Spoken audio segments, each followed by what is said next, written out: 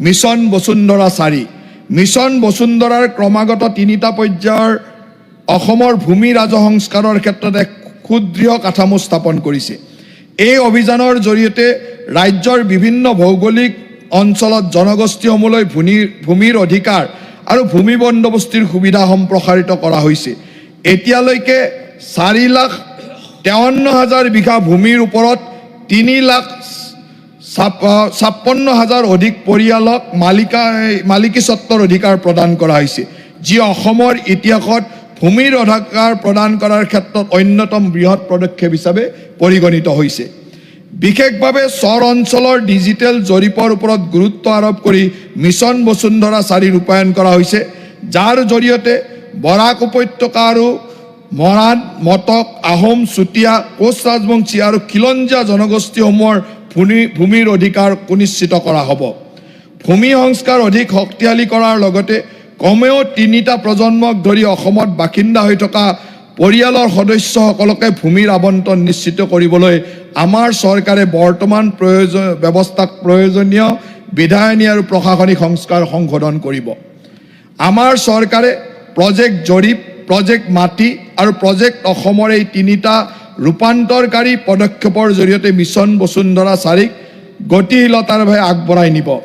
এই পদক্ষেপসমূহৰ জৰিয়তে ডিজিটেলভাৱে সংহত ভূমি তথ্যসমূহ, পুঁজি পঞ্জীকৰণ ব্যৱস্থাৰ আধুনিকৰণ আৰু এক ঐক্যবদ্ধ ডিজিটেল ভূমি প্ৰশাসন ব্যৱস্থা গঢ়ি তোলা হ'ব। অতি ক্ষুদ্ৰ আৰু মজলীয়া উদ্যোগ আৰু খাদী উদ্যোগসমূহৰ প্ৰসাৰ সাধনৰ উদ্দেশ্যে আমাৰ চৰকাৰে প্ৰচলিত আইনৰ প্ৰয়োজনীয়তা সংশোধন আনিব, যাতে এই উদ্যোগসমূহৰ বাবে ভূমি ব্যৱহাৰৰ শ্ৰেণী পৰিৱৰ্তন স্বসেৱা উপলব্ধ হয়। প্ৰদূষণ সৃষ্টি কৰা উদ্যোগসমূহে এই সুবিধাত সম্প্ৰসাৰণ কৰা নহ'ব। ৰাষ্ট্ৰীয় সুশাসন দিৱস হিচাপে পালন কৰা ভাৰতৰত্ন অটল বিহাৰী বাজপেয়ী ডাঙৰীয়াৰ জন্মদিনটোৰ দিনাখন অৰ্থাৎ চলিত বৰ্ষৰ 25 ডিচেম্বৰত আমি মিছন বসুন্ধৰা 4 আনুষ্ঠানিকভাৱে আৰম্ভ কৰিম। অহা 2 মাহত আমি এই পবিত্ৰ সদনৰ লগতে অসমৰ জনসাধাৰণৰ পৰা মতামত আহ্বান কৰিম, যাতে মিছন বসুন্ধৰাৰ পৰৱৰ্তী পৰ্যায়সমূহত ৰূপায়ণৰ সময়ত ৰৈ যোৱা বিষয়সমূহ মূল্যায়ন কৰিব পৰা যায়। এই পৰামৰ্শসমূহে অধিক ফলপ্ৰসূ আৰু বাস্তৱসন্মত মিছন বসুন্ধৰা 4 প্ৰস্তুত কৰাৰ ক্ষেত্ৰত সহায় কৰিব। স্বনিৰ্ভৰতাৰ পথত অসম, মুখ্যমন্ত্ৰীৰ আত্মনিৰ্ভৰ অসম অভিযান। এক শক্তিশালী ঔদ্যোগিক পৰিৱেশ গঢ়ি তোলাৰ ক্ষেত্ৰত আমাৰ চৰকাৰ দৃঢ় প্ৰতিজ্ঞ।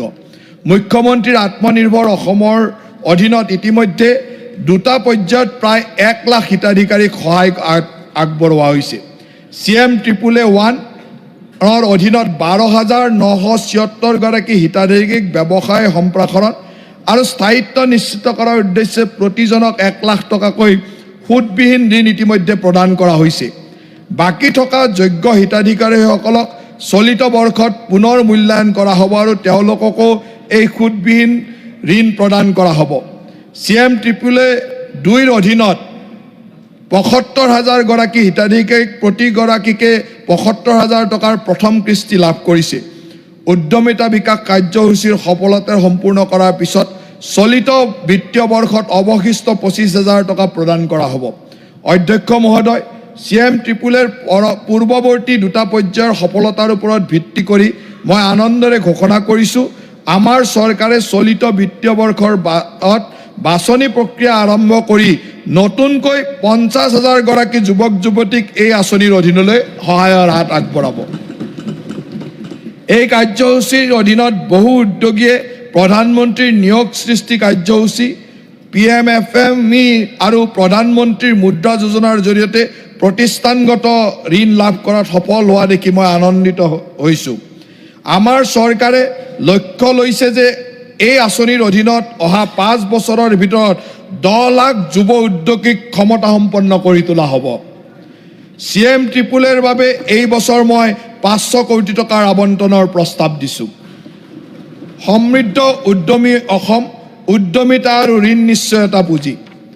অসমৰ উন্নয়নৰ যাত্ৰাত আমাৰ নাৰীসকলৰ উচ্চাকাংক্ষা, উদ্যম আৰু নেতৃত্বই ক্ৰমাৎ অধিক গুৰুত্বপূৰ্ণ ভূমিকা পালন কৰি আহিছে।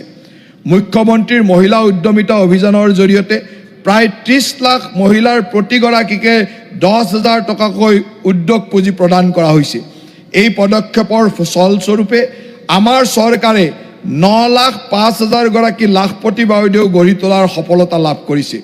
অধ্যক্ষ মহোদয়, আত্মসহায়ক গোটৰ সদস্যসকলে বছৰ বছৰ ধৰি সঞ্চয় আৰু ঋণ পৰিশোধৰ ক্ষেত্ৰত শৃংখলাবদ্ধতা আৰু দায়বদ্ধতাৰ উজ্জ্বল নিদৰ্শন দাঙি ধৰিছে। এই পৰিপ্ৰেক্ষিতত ভাৰত চৰকাৰৰ বৰ্তমানে চলি থকা ক্ষুদ্ৰ আৰু অতি ক্ষুদ্ৰ উদ্যোগৰ বাবে ঋণ নিশ্চয়তা পুঁজি নিধি আৰু মহিলা উদ্যোগ ত্বৰান্বিত পুঁজি আদি আঁচনিৰ অধীনত ঋণ লাভ কৰাৰ আত্মসহায়ক গোটৰ সদস্যসকলক ব্যক্তিগতভাৱে আমাৰ চৰকাৰে সহায় আগবঢ়াব বুলি ঘোষণা কৰিবলৈ পাই মই অত্যন্ত আনন্দ অনুভৱ কৰিছোঁ। প্ৰস্তাৱিত আঁচনিৰ অধীনত ৰাজ্যজুৰি থকা আত্মসহায়ক গোটৰ সদস্যসকলে ব্যক্তিগতভাৱে নিজৰ উদ্যোগ বা ব্যৱসায় প্ৰতিষ্ঠানত আৰম্ভ বা সম্প্ৰসাৰণ কৰাৰ উদ্দেশ্যে বন্ধকবিহীন বেংক ঋণ লাভ কৰিব। এই সন্দৰ্ভত সংশ্লিষ্ট বিভাগে সময়মতে প্ৰয়োজনীয় নিৰ্দেশনা জাৰি কৰিব। অধ্যক্ষ মহোদয়, অসম ৰাজ্যিক গ্ৰামীণ জীৱিকা অভিযানৰ অধীনত থকা আত্মসহায়ক গোটৰ মহিলা সদস্যসকলক 10 লাখ টকাকৈ ব্যক্তিগত ঋণ লাভৰ ক্ষেত্ৰত ঋণ চুক্তিপত্ৰৰ ওপৰত ষ্টাম্প সম্পূৰ্ণৰূপে ৰেহাই দিয়াৰ প্ৰস্তাৱ মই আগবঢ়াইছোঁ।